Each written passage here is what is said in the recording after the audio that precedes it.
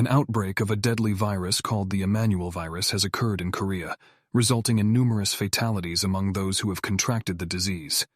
Sang-hyun, a devoted priest, volunteers at the local hospital, providing spiritual support through prayers, confession, and last rites. Despite his efforts, he feels a sense of helplessness as people succumb to the EV virus daily. Determined to make a difference, Sang-hyun appeals to Father Ro, a senior blind priest, to allow him to participate in the experimental labs searching for a vaccine. Although hesitant due to the unknown nature of the experiments and the Vatican's disapproval, Father Ro relents when Sang-hyun explains his deep conviction. Upon entering the labs, Sang-hyun is briefed on the potential severe side effects he may experience during the experiment. Fearlessly, he consents to proceed. His days in the labs are spent immersed in various activities, including playing the flute, reading, prayer, letter writing. After a month, Sang-hyun's body becomes covered in blisters, leading to a distressing episode of vomiting blood in his room. Rushed to the emergency room and given a transfusion, Sang-hyun is pronounced dead on the operating table. However, to everyone's astonishment, the doctors hear him praying after he is covered with a sheet. Somehow, despite his heart stopping, Sang-hyun has miraculously revived, with his blisters inexplicably vanished. 6 months later, he emerges from the labs, greeted by a throng of people eagerly awaiting his return. The news of his extraordinary recovery has spread, and he is hailed as a miraculous survivor among the 500 experiment volunteers. Wearing bandages from head to toe, Sang-hyun resumes his priestly duties, capturing the public's belief that he possesses healing powers. It is only when he visits the doctor that he finally removes the bandages, confirming his incredible healing. However, Sang-hyun notices lingering changes in his senses, experiencing heightened sensitivity to sound and smell, leading to dizziness and nausea which are distinct from EV symptoms. Gaining a reputation as the bandaged saint, Sang-hyun becomes a beacon of hope for those seeking healing. One day he's approached by Mrs. Ra, who implores him to visit her son, Kang-woo, who's seriously ill. When Sang-hyun goes to offer his prayers at the hospital, he recognizes the faces before him. Kang-woo was once his childhood friend, and Taeju, whom he initially believed to be Kang-woo's sister, was actually a child abandoned and raised by Mrs. Ra. Taeju, now married to Kang-woo, appears discontented in her marriage. Some days later, as Kang-woo's health improves, Sang-hyun receives an invitation to dinner at their home.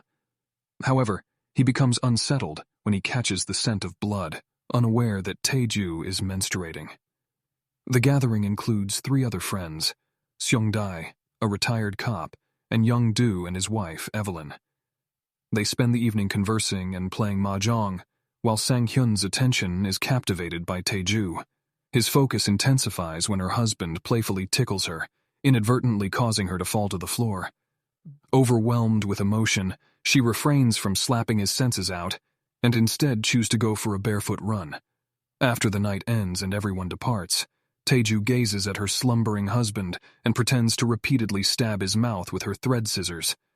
Meanwhile, Sang-hyun returns to his abode, unable to rest until he punishes himself by striking his body with his flute, attempting to atone for the sinful thoughts he harbored about Taeju. The scent of his own blood induces nausea, and suddenly he is overwhelmed by dizziness and the onslaught of heightened sounds, causing him to collapse onto the floor. The following morning, he awakens to the searing sensation of the sun scorching his skin. Seeking refuge, he retreats into the wardrobe, patiently waiting for nightfall. Hours later, once darkness blankets the sky, Sang-hyun emerges, discovering his body covered in blisters once again. He bandages himself before venturing to the hospital, where he bestows blessings upon a dying woman, inadvertently getting blood on his fingertips that he cannot resist licking.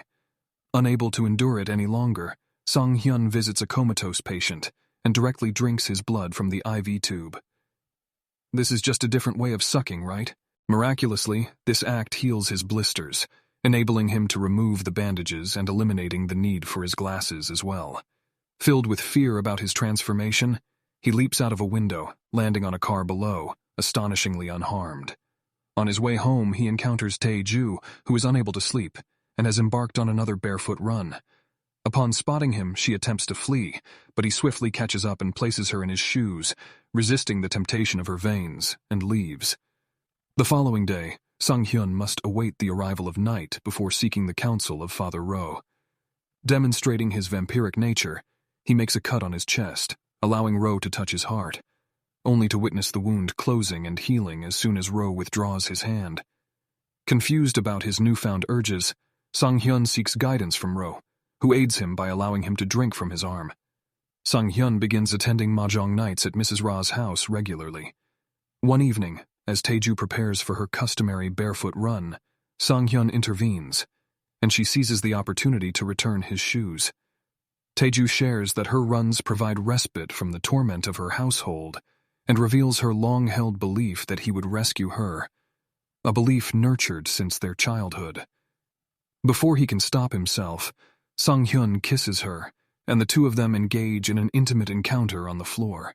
However, their hot yoga moment is abruptly disrupted by Mrs. Ra, who summons Taeju to attend to her husband, delivering a slap when Taeju takes too long. A couple of days later, Taeju commences volunteering at the hospital on Sundays, coinciding with Sang-hyun's workday. Following his mass, they rendezvous and find an unoccupied room where a comatose patient lies, ensuring their privacy. After their funny business, Taeju seeks clarity about the progression of their relationship. Sensing the need for her to comprehend the truth before making decisions, Sang-hyun, instead of divulging it verbally, demonstrates his nature by consuming the comatose patient's blood. Taeju becomes terrified and rushes back to her house, but Sang-hyun pursues her and enters the building through the bathroom window, cornering her in that space. Assuring her that he hasn't killed anyone, he asserts that being a vampire should be viewed no differently than having any other illness, promising to whisk her away to a better life. However, as they are about to leap out of the window together, an accidental kick dislodges the toilet lid, capturing the attention of Mrs. Ra. Fearing discovery, Sang-hyun hastily flees alone while Taeju watches him depart, witnessing his superhuman strength as he effortlessly breaks a streetlight in two. The following day, Sang-hyun is at the hospital, filling bottles with the blood of the comatose patient, when he receives a call from Taeju, asking on how one can become a vampire. A few hours later, they meet on the hospital roof, where Sang-hyun proceeds to demonstrate his powers to Taeju, showcasing his ability to heal himself after drinking blood, break a coin in half, and leap from roof to roof while carrying her in his arms. During this time, Sang-hyun notices wounds on Taeju's thighs and assumes Kang-woo is mistreating her, a belief that Taeju confirms. Later, when Taeju returns home, Kang-woo is surprised to see her wounds and expresses concern, attributing them to an attack by a mentally ill patient. Meanwhile, Sang-hyun seeks guidance from Father Ro, who suggests that he return to the laboratory and request a cure. Unfortunately, this option is impossible, as the long journey would expose Sang-hyun to sunlight. In a desperate attempt, Father Ro asks Sang-hyun to donate his blood instead, as he desires to become a vampire and regain his sight before his death. Disgusted by the idea, Sang-hyun decides to renounce his vows and flee from the monastery. Mrs. Ra then offers Sang-hyun a place to stay and provides him with a mattress in the basement, though he quickly replaces it with a wardrobe, which he uses as a makeshift coffin. This arrangement allows Sang-hyun and Taeju to meet in secret more frequently. Sang-hyun persistently urges Taeju to run away with him and become a vampire, but she refuses, aware that Mrs. Ra intends to pass the house and business down to her. Kang-woo begins to notice Taeju's absence from their bed at night, prompting Mrs. Ra to install a door fastener on Kang-woo's bedroom, locking the couple inside each night. Consequently, Taeju resorts to stabbing her thighs with thread scissors while Kang-woo sleeps, and the scent of her blood compels Sang-hyun to leave the basement and enter her room through the window. Discovering her wounds and the scissors on the floor, Sang-hyun assumes Kang-woo is responsible and attempts to kill him, but Taeju intervenes. However, it doesn't imply that she doesn't desire Kang-woo's demise. They simply require a better plan. After a few days, Sang-hyun, Taejun, and Kang-woo venture out for a fishing trip in a prohibited area. While Kang-woo focuses on his fishing rod, Sang-hyun seizes the opportunity to leap onto him and drag him into the lake, intending to drown him. Kang-woo struggles fiercely in the water, desperately trying to escape, but Sang-hyun persistently pulls him back down until he can no longer breathe. With Kang-woo lifeless, Sang-hyun returns to the boat and embraces Tae-jun, celebrating her newfound freedom. However, their exuberance leads to an accident as the boat flips over, causing Tae-jun to fall into the water as well. Shortly thereafter, the police and an ambulance arrive at the scene. They take an unconscious Tae-jun away, while Sang-hyun submerges himself in the lake once more, carrying a large rock. He conceals Kang-woo's body inside a sunken cabinet and places the heavy rock on top to prevent it from resurfacing. Following the police interrogation, Sang-hyun confesses his actions to Father Ro. However, Ro is solely concerned with becoming a vampire, prompting Sang-hyun to use Ro's own Swiss knife to kill him. He proceeds to drink Ro's blood and wraps the body before placing it in his car. Driving to a cliff, Sang-hyun tosses the wrapped body far into the ocean. The police investigation remains open until the body is found, and Tae-jun begins experiencing hallucinations of Kang-woo appearing before her. The loss of her son deeply affects Mrs. Ra, leading her to resort to excessive drinking, which eventually causes her to sink into a state of complete paralysis. With her mother immobilized and her husband gone, Tae-jun allows Sang-hyun to sleep in her bedroom, providing them with more time together. However, their circumstances become increasingly challenging as they both suffer from hallucinations of Kang-woo seeking revenge. Despite the difficulties, Tae-ju dutifully cares for her paralyzed mother, tending to her grooming needs, washing her, and taking her outside in a wheelchair for fresh air and sunlight. One afternoon, Young-do visits Tae-ju alone, as Evelyn is away on a trip. He brings her money and attempts to take advantage of her, claiming that no woman should be alone. Tae-ju fights back, kicking him and attempting to escape, but Young-do forcefully restrains her, compelling her to stay and submit to his demands. By the time Tae-ju manages to leave, night has fallen, and she encounters Sang-hyun on the streets. He becomes mad upon detecting Young-do's scent on her body. Sometime later, Tae-ju and Sang-hyun buy a cake to celebrate Mrs. Ra's birthday. Recalling that her mother was never celebrated on her birthday, Tae-ju impulsively slaps Mrs. Ra, prompting Sang-hyun to slap her in return for disrespecting her mother.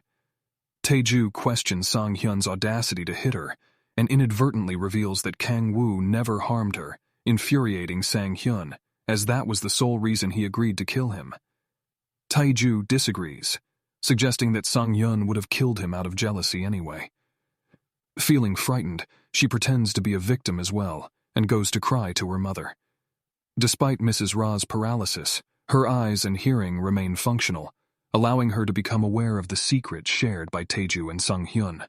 Following Tae-ju's accusation of him cursing her family, Sang-hyun becomes even angrier and strikes Tae-ju, flinging her aside.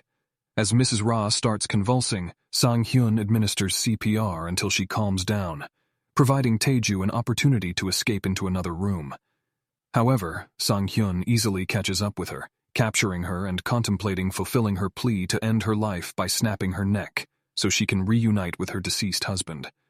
Overwhelmed with remorse, Sang-hyun embraces Tae-ju and begins drinking her blood. However, when he notices Mrs. Ra observing them, guilt and regret consume him. Realizing the gravity of the situation, he resolves to feed Tae-ju his own blood, transforming her into a vampire as well. From that point on, the couple spends their days inside the wardrobe in Sang-hyun's basement, emerging only during the night. While Sang-hyun occupies himself by painting the living room entirely white as a reminder of sunlight, Tae-ju assumes the responsibility of preparing meals for Mrs. Ra. Inadvertently, one of the meals contains a drop of Tae-ju's blood when she accidentally cuts her finger. Surprisingly, even a single drop is sufficient for Mrs. Ra to exhibit movement in one of her fingers after consuming it. Meanwhile, the police investigation into Kang-woo's death continues, and one day, Tae-ju and Sang-hyun are summoned for questioning while hooked up to a lie detector. To avoid arousing suspicion, they feign being mere acquaintances with minimal knowledge of each other. Once the questioning concludes, Sang-hyun takes the car, while Tae-ju opts for a taxi to maintain a low profile. However, unable to suppress her impulses any longer, she abandons the taxi and contacts one of the police officers, pretending to have something to confess. Upon encountering her in the middle of the road, Tae-ju kills the officer, drags him into the woods, drinks his blood, and proceeds to bury him there. Upon Taeju's return home, Sang-hyun detects the taste of blood on her lips, leading him to surmise that she has been indiscriminately taking lives. He reproaches her for her actions, reminding her that they were supposed to sustain themselves with blood from donors, without resorting to murder.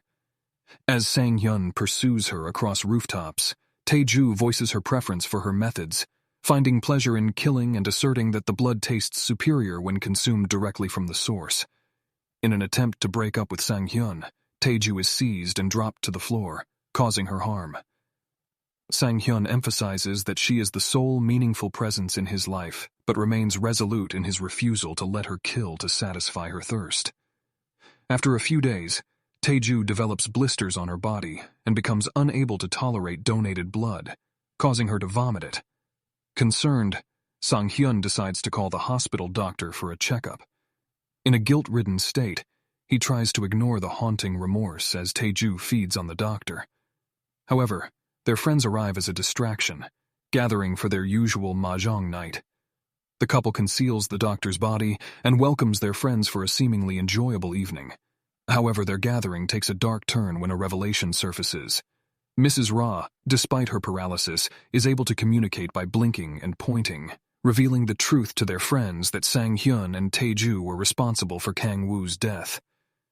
Realizing the impending consequences and unable to witness the unfolding tragedy, Sang-hyun exits the room, while Taeju begins pursuing and killing their guests.